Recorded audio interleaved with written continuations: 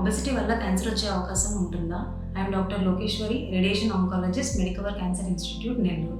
Obesity ఉండడం వల్ల అంటే బరువు ఎక్కువ ఉండడం వల్ల క్యాన్సర్ వచ్చే అవకాశం ఉంటుంది. ఒబెసిటీ వల్ల కొన్ని రకాల క్యాన్సర్లు అంటే breast cancer, uterine cancer, ovarian cancer, colorectal cancer, liver cancer ఇలా రకరకాల క్యాన్సర్లు వచ్చే అవకాశం ఉంటుంది.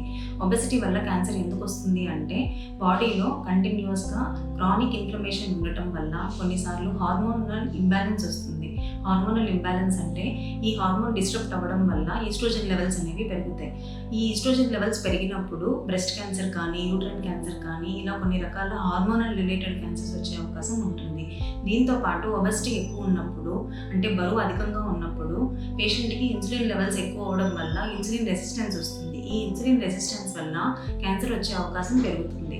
సో బరువుని కంట్రోల్లో ఉంచుకోవడం వల్ల క్యాన్సర్ని తగ్గించే అవకాశం ఉంటుంది.